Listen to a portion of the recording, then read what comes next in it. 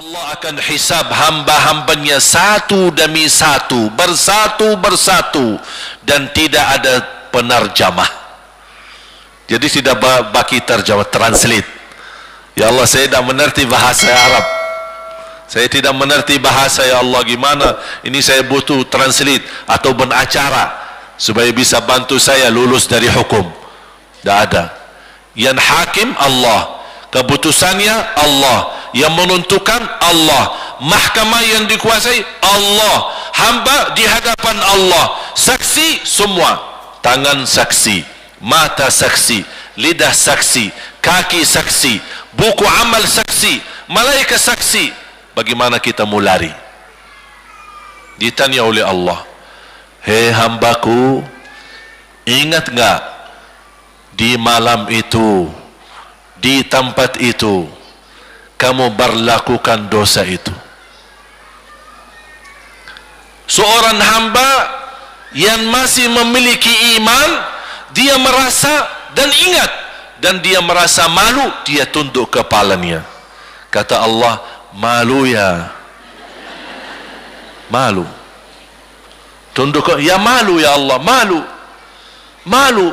Dan subhanallah, tanda rahmat Allah, ketika Allah bertanya dengan kita, tidak ada orang lain yang bisa lihat. Supaya apa?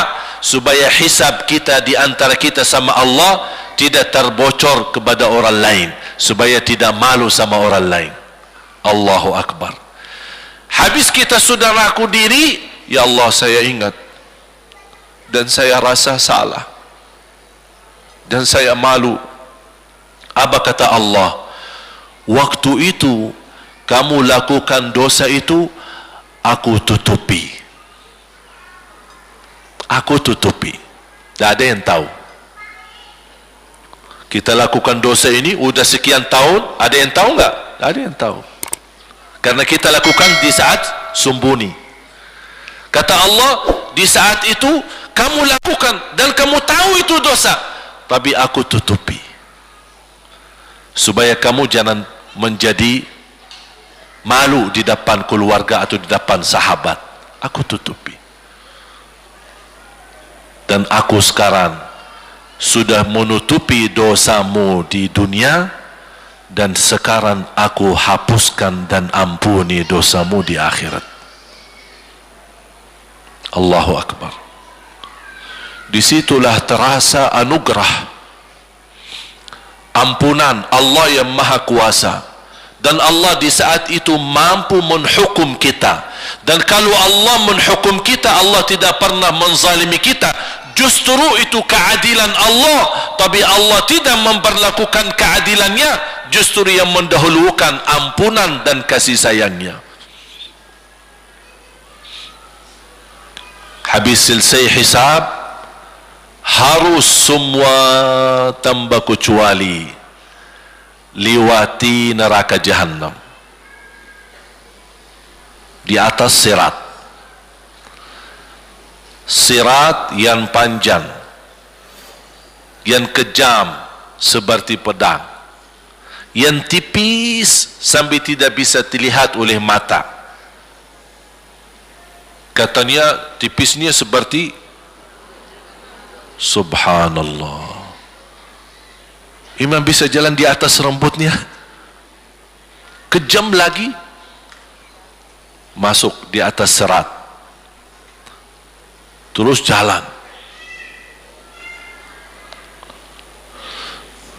Di saat itu ada doa yang ia melamatkan kita sampai menuju surga. Nabi Muhammad sallallahu alaihi wasallam, dia sudah duluan. Kalau Sayyidina Abu Bakar perjalanan di atas sirat disebutkan 100 tahun, tapi Sayyidina Abu Bakar satu langkah di atas sirat, langkah kedua di depan pintu surga. Dahsyat. Ini Sayyidina Abu Bakar seperti itu. Bagaimana Rasul? Rasul sudah menunggu di depan. Mulai manusia satu persatu jalan di atas sirat. Dan Rasul di saat itu sibuk berdoa, Allahumma sallim sallim, ya Allah selamatkan umatku, ummati ummati, ummati ummati, sampai mereka terselesai. Sampai di situ saja. Sebelum masuk surga ada berita gembira untuk umatnya Nabi Muhammad sallallahu alaihi wasallam. Tidak boleh ada yang masuk surga harus berjumpa dengan beliau dulu, pertama muka, dan disediain minum yang disebut air Al-Kautsar, dan di situ banyak gelas, tinggal kita ambil gelas dan minum. Begitu kita mau ambil gelas dan minum, datang Rasul, jangan kamu minum langsung dari tanganku sendiri. Barang siapa yang minum dari tanganku tidak akan haus selama-lamanya. Allahu Akbar. Di situ terasa kemuliaan. Begitu kebahagiaan kita bertemu dengan Nabi Muhammad dan bisa langsung minum dari tangan Nabi Muhammad sallallahu alaihi wasallam. Bukan hanya begitu saja, bahkan Nabi Muhammad memegang tangan kita, mengajak kita masuk 8 pintu surga. Ada 8 pintu. Rasul bersabda, 1 pintu luasnya seperti antara langit dan bumi. 1 pintu antara langit dan bumi luasnya. Dan kata Rasulullah, di saat itu akan manusia gesa-gesaan untuk masuk surga. Itu tanda apa? Banyak yang akan masuk. Mudah-mudahan kita terhitung dari yang banyak. Begitu ahli surga masuk, kira-kira Rasul berhenti? Ahli surga sudah masuk, sudah aman? Tidak. Rasul balik lagi, keluar dan menuju dari langkah sirat yang pertama, melihat ada enggak ternyata ada di antara umatnya yang tersisa yang dosanya terlalu banyak, gesa-gesaan di jalan, merangkak di jalan sampai jatuh di dalam neraka. Rasul mana mereka? Masuk ke neraka. Kata Allah subhanahu wa ta'ala melihat keadaan Nabi Muhammad SAW, apa yang dibutuhkan lagi? Kata Rasul, ya Allah, saya tidak akan puas masuk surga sampai hamba-hambamu yang ada di neraka, umatku, diselamatkan. Allah subhanahu wa ta'ala mengizinkan Nabi Muhammad keluarkan dari neraka. Dia keluarkan. Sudah cukup ya Nabi Muhammad? Tidak cukup ya Allah, masih ada lagi. Diambil lagi, dikeluarkan, diambil lagi, dikeluarkan.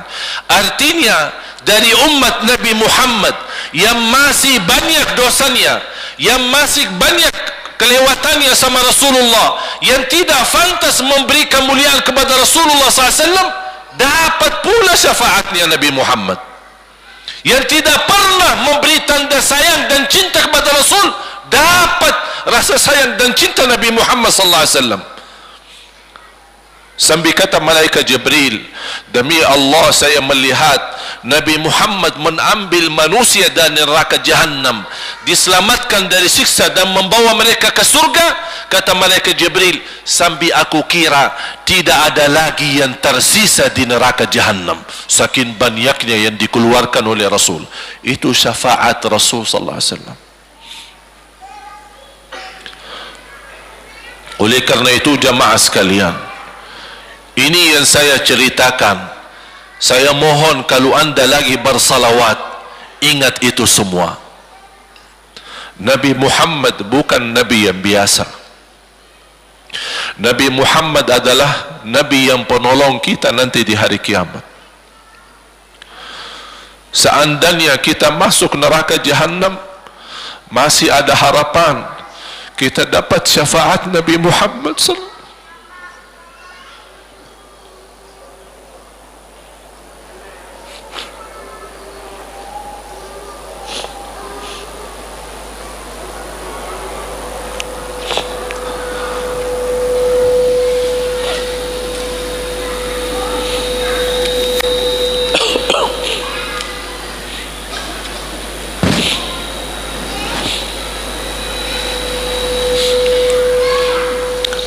yang masuk neraka saja dapat syafaat Rasul. Jadi sejauh mana kita bisa mencintai beliau, sejauh mana kita minat mempelajari kehidupan beliau, sejauh mana kita mengenal sunnah-sunnah beliau. Di zaman ini, umat yang paling bodoh terhadap beliau kita, umat Islam. Kita umat Islam banyak hal yang tidak tahu tentang beliau, tidak tahu bagaimana perjuangan beliau, bagaimana doa beliau untuk kita, bagaimana kesedihan beliau kalau ada di antara kita yang kena musibah atau keburukan, apalagi masuk neraka. Siti Aisyah radhiyallahu anha,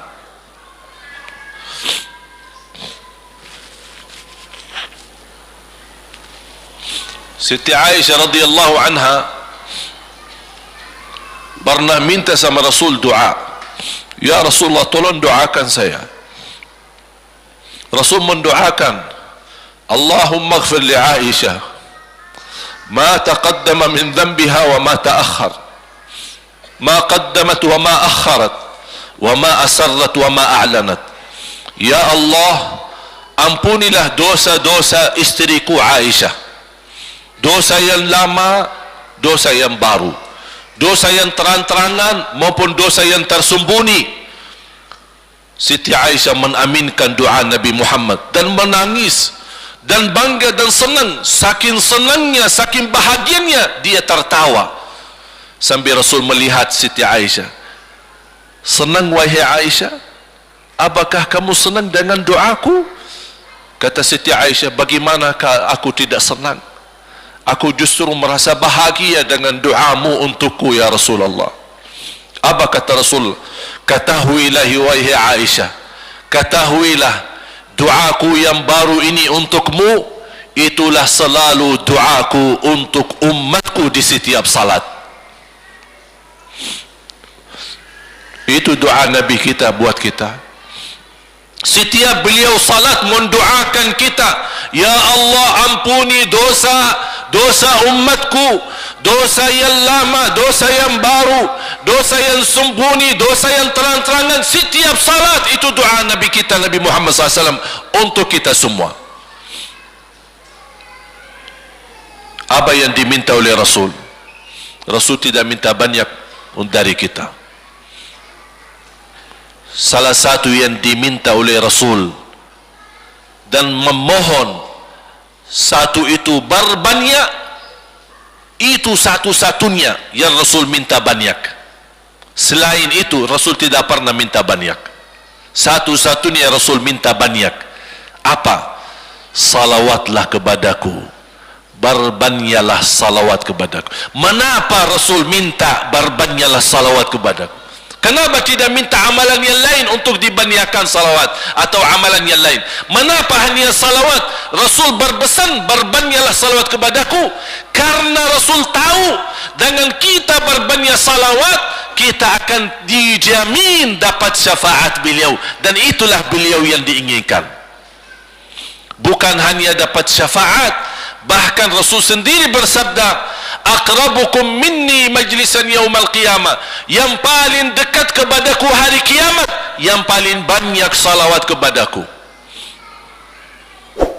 Bahkan berita gembira bagi seorang hamba umat Nabi Muhammad SAW, akthiru alayya minas salati yaumal jumu'ati wa laylataha fa inna salatakum tablughuni haitsu kuntum. Ini keistimewaan khusus, kelebihan, amalan yang utama, bahkan yang terutama di hari Jumaat dan di malam Jumaat, fokus hanya bersalawat kepada Rasul. Mengapa? Karena Rasul yang berpesan, Rasul yang minta. Rasul berpesan, berbanyaklah salawat kepadaku malam Jumaat dan hari Jumaat. Mengapa ya Rasulullah khusus hari Jumaat dan malam Jumaat? Karena salawat kalian Allah sampaikan kepadaku. Kata guru saya, barang siapa yang ingin Rasul kenal dengan dia, berbanyaklah salawat kepada beliau, karena langsung nama kita akan sampai. Ya Rasulullah, ini salawat bapa dan ibu dari Bandung. Kan sampai. Ada riwayat, ada malaikat khusus tugasnya setiap kita bersalawat dibawa kepada Rasulullah sallallahu alaihi wasallam. Allahu akbar. Bahkan ada orang bertanya kepada guru saya, Syekh Muhammad Ibn Muhammad Ibn Mukhtar Asy-Syanqiti, dan beliau masih hidup. Subhanallah, ketika di salah satu pertanyaan di majlis ta'lim di Masjid Nabawi, ada orang bertanya, mana yang lebih diutamakan di hari Jumat? Banyak baca Quran atau banyak salawat? Kita milih yang mana? Beliau menjawab dengan jelas, dengan tegas, di hari Jumat dan malam Jumat lebih utama banyak salawat daripada banyak baca Quran. Mengapa? Karena kata beliau, karena itulah permintaan Rasul sendiri, berbanyaklah salawat kepadaku di hari Jumat dan di malam Jumat. Dan banyak riwayat yang lain. Kalau saya sebutin manfaat, keutamaan salawat kepada Rasul, lebih daripada 100 manfaat. Menghilangkan kesusahan, memberi kemudahan lunasi hutang, menyembuh penyakit, menjamin ampunan dosa, mendapat 10 rahmat, mendapatkan syafaat Rasul, posisi kita semakin mulia. Setiap kali kita salawat semakin naik darajat kita. Barang siapa yang salawat kepadaku 10 kali, dapat 10 kebaikan, dapat 10 rahmat, dihapus 10 kejahatan, dan naik 10 darajat, dan di akhirat dapat syafaatku. Luar biasa. Hadis yang terakhir, Ubay bin Ka'ab radhiyallahu an berkata, ya Rasulullah, aku suka berdoa karena salawat, arti salawat adalah doa. Arti salawat doa. Ya Rasulullah, aku suka berdoa, berapa dari doaku saya jadikan untukmu? Artinya berapa persen, ya, kalau bahasa kita berapa persen kira-kira? Kalau misal saya doa 10 menit, berapa menit untuk Rasul, dan yang sisanya buat aku? Contoh, aku kalau berdoa, ya Allah ampuni dosaku, ya Allah murahkan rezeki, sembuhkan penyakit, Allahumma salli ala Muhammad wa ala ali Muhammad. Berarti lebih banyak untuk diri kita, baru untuk Rasul. Sahabat itu, ya Rasulullah bertanya, ya Rasulullah, berapa bagian dalam doaku saya jadikan untukmu? Apa kata Rasul? Kata Rasulullah SAW, ma syi'ta wa in zitta fahuwa khairul lak. Ya terserahmu, mau doa bagaimana untukku, ya terserahmu, tapi semakin banyak untukku, semakin banyak manfaatnya untukmu. Apa kata sahabat? Ya Rasulullah, saya akan jadikan separuh doaku hanya salawat kepadamu. Artinya kalau saya doa 10 menit, 5 menit salawat dan 5 menit doa untuk diriku sendiri. Apa kata Rasulullah? Terserahmu, wa in zitta fahuwa khairul lak. Kalau kamu berani tambah, itu jauh lebih baik untukmu. Tawar menawar sama Rasulullah SAW, sampai di ujung hadis beliau berkata, ya Rasulullah, saya janji doaku semuanya untukmu. Artinya apa? Kalau dia angkat tangan berdoa, tidak satu pun minta buat dirinya. Bismillahirrahmanirrahim. Allahumma salli ala Muhammadin wa ala ali Muhammad. Allahumma salli ala Muhammadin wa ala ali Muhammad. Allahumma salli, sampai selesai. Tidak minta ampunan, tidak minta rezeki, tidak minta sehat, tidak minta keturunan, tidak minta apa-apa, hanya fokus dengan salawat. Karena dengan salawat, apa yang kita niatkan terkabul.